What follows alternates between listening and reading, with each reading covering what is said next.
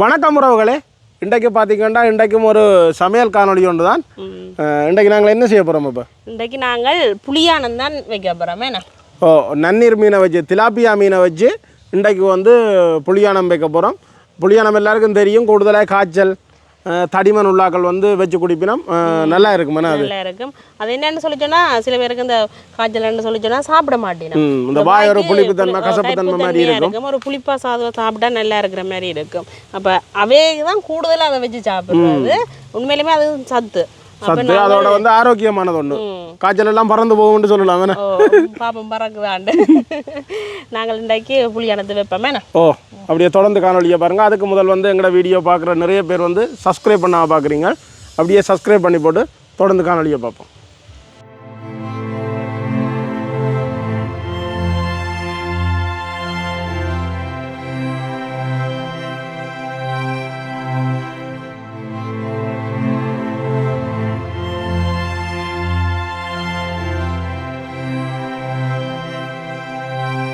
இப்போ நாங்கள் வட்டி எடுத்த மீனுக்குள்ள கொஞ்சமாக உப்பு போடுறோம். அதோட பார்த்திங்கன்னா கொஞ்சமாக மஞ்சள் தூள் போடுவோம். மஞ்சளும் உப்பும் போட்டு என் கழுவுறேன்னு சொல்லிச்சோன்னா மஞ்சள் பொதுவாகவே தொட்டு நீக்கி அதோட உப்பும் மஞ்சளும் சேர்த்து கழுவைக்கு வந்து இந்த மீனில் உள்ள அந்த வடுக்குத்தன்மையோ அதுகள் எல்லாமே இல்லாமல் போயிடும். இப்போ நாங்கள் நல்ல வடிவாக பிரட்டி போட்டு கழுவுவோம்.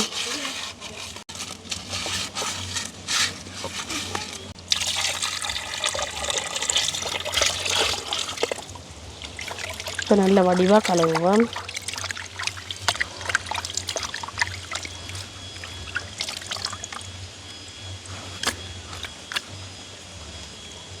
இப்போ நாங்கள் நல்ல வடிவாக கழுவி எடுத்துட்டோம். இந்த சட்டிக்கையே போடுவோம். இனி நாங்கள் புளியானம் செய்ய தொடங்குவோம். இப்போ நாங்கள் புளியானத்துக்கு பார்த்திங்கன்னா என்னென்ன பொருள் எடுத்துருக்கிறோம்டா, இதுக்கு வந்து புளியும் பச்சை மிளகாயும் பிரதானமானது. ஏன்னா இதுக்கு பால் விட போகிறது இல்லை, புளியிலே தான் நவிஞ்சு அந்த புளியானம் நாங்கள் செய்ய போகிறோம். புளி வந்து நாங்கள் 50 கிராமிலையும் கொஞ்சம் கூடுதலாகவே எடுத்துருக்குறோம். புளி விலை என்ன, அதே மாதிரி பச்சை மிளகாய் கூடுதலாகவே எடுத்துருக்குறோம். ஏன்னா இதுக்கு தூள் எதுவுமே பாவிக்க போகிறதில்ல, கறி தூள் போட போகிறதில்ல. பச்சை மிளகாய் தான் எங்களுக்கு அந்த உரைப்பை கொண்டு வர போகுது. மற்றது உள்ளி மிளகு நாங்கள் இடித்து போடுவோம். வெங்காயம், கருவேப்பமிலை இவ்வளோ எடுத்துருக்குறோம். நாங்கள் இப்போ எடுத்துருக்குறோம். இப்போ அதெல்லாம் பக்கத்தே இருக்கிறபடியே அதில் போடுவோம். நாங்கள் இப்போ வந்து வெங்காயம் பச்சை மிளகாய் எல்லாத்தையும் கழுவி போட்டு வெட்டி எடுக்க அப்புறம்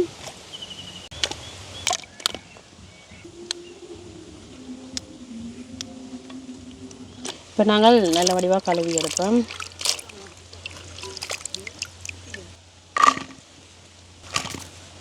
நாங்கள் கழுவி எடுத்த வெங்காயம் பச்சை மிளகாயை வெட்டப்புறம் பச்சை மிளகாயை பாருங்க இப்படி வெட்டப்புறாண்டு இப்படியே நாங்கள் 2ஆக கீறி போட்டு இப்படியே பிளந்து விட்டால் சரி.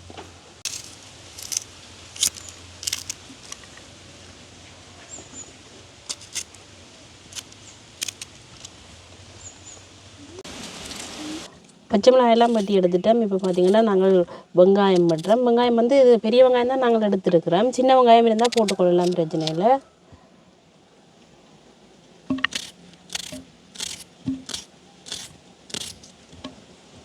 வெங்காயம் பச்சை மிளகாயெல்லாம் வெட்டி எடுத்துட்டோம். அடுத்தது வந்து புளியானதுக்கு தேவையான புளியை கரைச்சி எடுக்க போகிறோம்.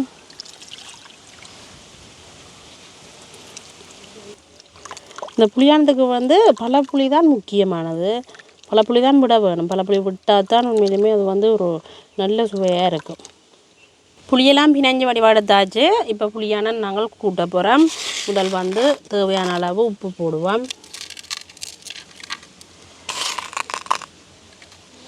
அதை விட இந்த புளியானத்துக்கு வந்து கூடுதலாக வந்து இந்த திலாப்பியா மீன், இந்த மீன்லாம் புளியானம் செய்வேன். கூட கடல் மீனை விட நன்னீர் மீனில் தான் கூடுதலாக செய்கிறது.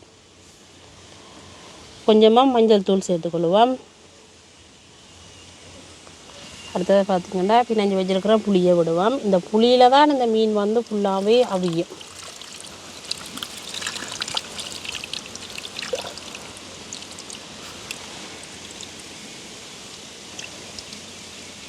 அதோட பார்த்திங்கன்னா வெட்டி வச்சுருக்கிற வெங்காயம், பச்சை மிளகாய்,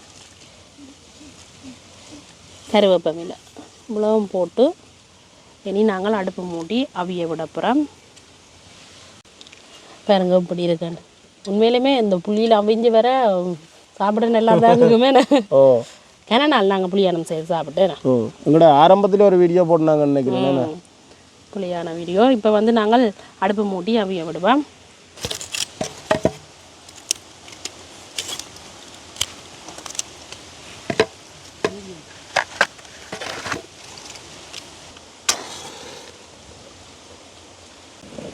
அடுப்பங்களுக்கு நில எரிய தொடங்கிட்டது. நாங்கள் இப்போ கூட்டி வச்சிருக்கிற புளியானத்தை அவிய விட போகிறோம். இது வந்து நல்ல வடிவாக அவியணும் புளியிலேயே. அப்போ நல்லா அவியட்டுக்கும் எங்களுக்கு.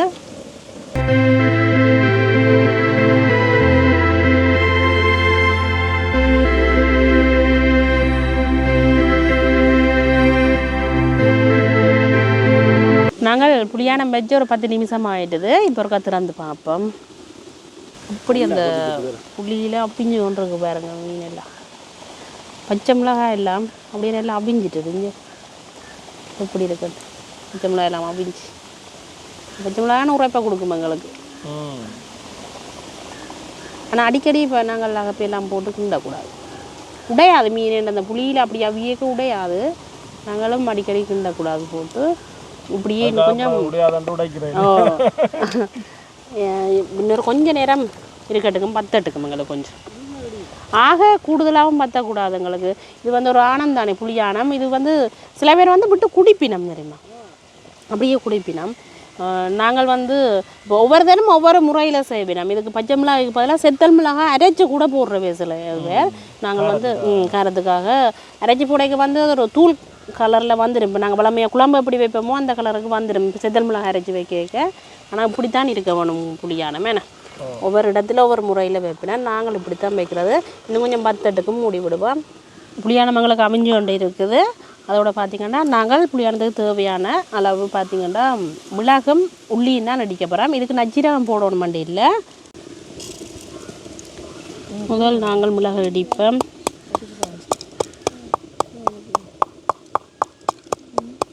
மிளகு வந்து எங்களுக்கு நல்லா இடிப்பட்டுட்டது. நாங்கள் உரிச்சு கழுவி வச்சிருக்கிற உள்ளியையும் சேர்த்து இடித்து கொள்ளுவோம். உள்ளி மிளகு போட்டால் தான் நல்ல ஒரு வாசமாக இருக்கும். வேணும் நாங்கள் புளியானத்துக்கு மட்டும் இல்லாமல் எல்லா மீன் கறிக்கும் உள்ளி மிளகு இடித்து போடலாம். அது உண்மையிலுமே நல்ல ஒரு வாசமாகவும் இருக்கும். இந்த வாய்வு பிரச்சனைகள் அதுகளுக்கு எல்லாத்துக்குமே நல்லது. இப்போ நாங்கள் ஒரு திறந்து பார்ப்போம். உள்ளி மிளகு எல்லாம் இடித்து எடுத்துட்டோம். அப்படியே நல்லா வத்திடுது புளியில் வந்து பாருங்க இப்படி இருக்கான்ட்டு. இப்போ தான் நல்ல கணக்கான பருவத்துக்கு வந்துட்டு.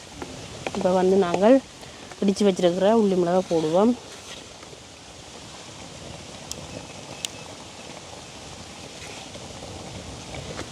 அதோடு பார்த்திங்கன்னா ரம்பையில் கழுவி எடுத்துருக்குறோம். அதை வந்து பிச்சு போடுவோம் நாங்கள். இப்போ நாங்கள் அப்படியே பிரட்டி விடுவோம். இது வந்து நல்லா நாங்கள் அப்படி கரண்டி வச்சு கிண்டக்கூடாது. அப்படி சாதுவாக பிரட்டி விட்டாலே சரி. இந்த ரம்பையில் வந்து இந்த வெக்கையிலே அப்படி எங்களுக்கு நல்ல ஒரு வாசம் பெற வலிக்கிட்டிடம். இப்போ உள்ளி மிளகு போட்ட நாங்கள் தானே இப்போ ஒரு 1 நிமிஷம் மூடி விடுவோம். இனி வந்து அடுப்பு எரிக்கக்கூடாது.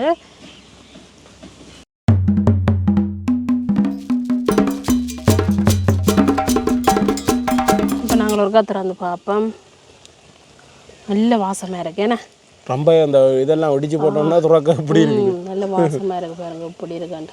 ஒவ்வொரு துண்டும் இல்லை அந்த உள்ளி மிளகு போட்டால் அப்புறம் இன்னும் வாசமாக இருக்குது. இனி நாங்களுக்கு ரக்குவோம், முறைக்கு போட்டு சாப்பிடுவோம். ஏன்னா பசியும் வந்துட்டு தானே.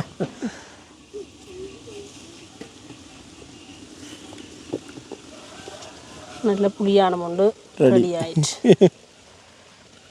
நாங்கள் ஏன் அப்போ இங்கே வாரம் என்னென்னு சொல்லி சொன்னால் எங்களோட வாழைக்குலை கொண்டு பழுத்துட்டுது.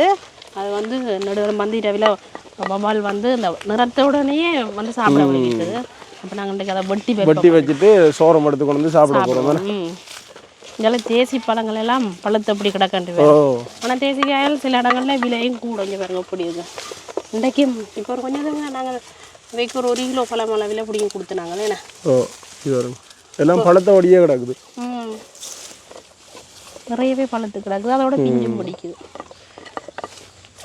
இஞ்சால பாருங்க இப்படி இருக்கு. அந்த தேசி பழம் பார்க்க கொய்யா பழம் மாதிரி இருக்குங்க. எல்லாம் பழுத்துட்டு தானே. அந்த பெரிய பழம் இதெல்லாம் விழுந்துடும். இப்போ நல்ல காற்று விழுந்துடும். ஊறுகாய் போடலாம்.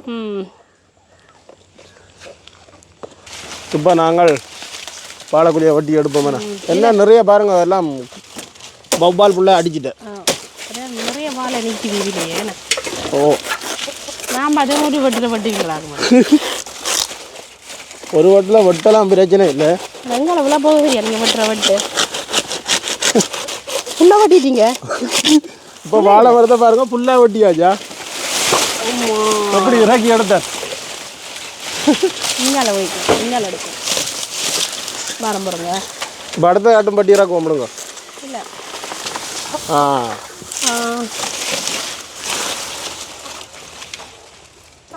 இப்போ பதிவுக்கு வந்துட்டு மரத்தை கொஞ்சம் சரிச்சா தானே இருக்கும். இப்போ வாழைக்குள்ளையை வெட்டி எடுப்போம். இன்றைக்கு முட்டால் வாழைக்குள்ளே இருக்காது கூடாது. இது வந்து யானை வாழைப்பழம்னு சொல்கிறது. நாங்கள் இங்கே பாருங்க அரைவாசி சாப்பிட்டுட்டு தானே அரைவாசி வாழை பழத்தை சாப்பிட்டுட்டு.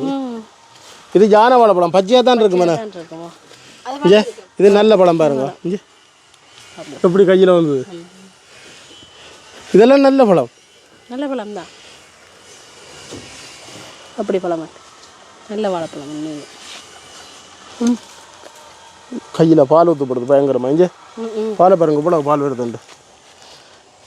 ஆனால் இந்த வாழைப்பழம் ஒரு வாசம்.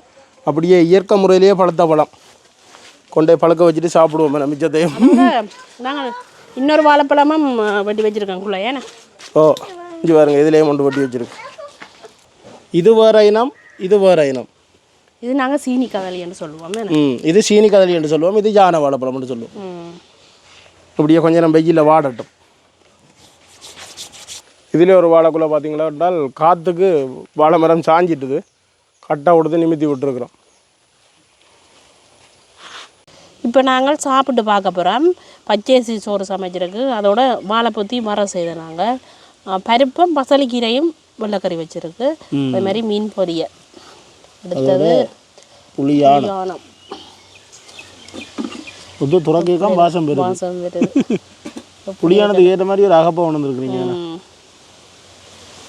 எப்படி இருக்குன்னு பாருங்க. புளியா இந்த ஒரு துண்டோடையே அப்படியே ஒரு மீன் துண்டோடையே அப்படியே சாப்பிடலாம் சோறு. அப்படித்தான் இருக்கு. இப்போ வந்து சாப்பாடெல்லாம் போட்டு எடுத்தாச்சேண்ணே.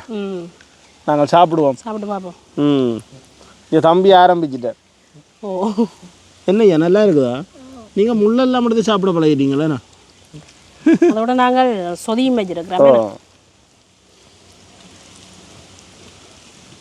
புளியானந்தான் பார்ப்போம் எப்படி இருக்குண்டு.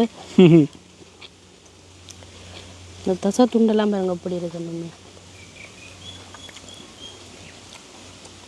பாக்கி இந்த மாதிரி தான் இருக்குண்ணா. ஆனால் நல்ல உரைப்பாக இருக்குது. நல்ல உரைப்பா நல்ல சுவையாகவும் இருக்குல்ல. தம்பி என்ன மாதிரி இருக்கு ஐயா? நல்லா இருக்கா? சாப்பிடுங்க சாப்பிடுங்க. உண்மையிலேயுமே நல்ல ஒரு இந்த புளி உப்பு உரைப்பு எல்லாமே செட்டியாக நல்லாவே இருக்குன்னு. இந்த வாய்க்கு இந்த உரைப்பெல்லாம் இந்த சுண்டாண்டி இருக்குது. அதை விட இந்த விலங்கு தானே இது வந்து ஒரு என்ன சொல்கிறது ஒரு நல்லா இருக்குது. என்ன சொல்லவே தெரியல எனக்கு. உண்மையிலுமே காய்ச்சல்காரருக்கு சாப்பிட நல்ல. அதை விட பார்த்தீங்கன்னா முழுக்கவே இயற்கையான உணவு வேணா. இதுக்கு வந்து கணக்கு பொருள் தேவையும் இல்லை. ஒரு குறுகிய பொருள் கொஞ்சம் பொருளை வச்சுக்கொண்டே நல்ல ஒரு சுவையான கறின்னு சொல்லலாம் வேணா. புளியானம் காய்ச்சல்காரர் மட்டும்தான் சாப்பிடணும் மட்டும் இல்லை. ஏன்னா நான் எல்லாருமே வச்சு சாப்பிடலாம். இந்த வாய்க்கு ஒரு இதமாக இருக்கும். உண்மையிலேயுமே நல்லா இருக்கும். பச்சரிசி சோத்துக்கு தான் இது நல்லா இருக்கும் கூடுதலாக. புழுங்கரிசி என்ன அந்த விட்டோன்னே புளியானமெல்லாம் கீழே போயிடும். பச்சரிசி சோறுனா நல்லா ஊறி பிடிச்சி கொண்டு இருக்கும். அதோட நாங்கள் இன்றைக்கி பசலிக்கீரை வாழைப்பொத்தி வர எல்லாமே உண்மையிலேயுமே எங்கட விட்டு இருந்தேன். சாப்பிட்டு கொண்டு தேங்காய் தென்னந்தோப்புக்கான இருக்கிறோம். பசலிக்கீரை அது காணிக்க அப்படிங்கிற தானே. வாழைப்பொத்தி முறிஞ்செடுத்தது எல்லாமே இன்றைக்கு ஒரு கடையில் வாங்கல. இன்றைக்கு பொருள் எல்லாமே உண்மையிலேயே பார்த்தீங்கன்னா நல்ல ஒரு ஆரோக்கியமான உணவு. நீங்களும் வந்து இதை மாதிரி செய்து சாப்பிடுங்க. இயன்ற அளவு கூடுதலாக இயற்கையான உணவுகளை சாப்பிடுங்க ஏன்னா. அப்போ நாங்கள் இன்றைக்கு இந்த காணொலியை முடிப்போம் ஏன்னா தம்பி. அப்போ வீடியோ முடிப்போம் ஐயா. இன்றைக்கு இந்த காணொலியை முடிச்சு கொள்கிறோம். நன்றி, வணக்கம்.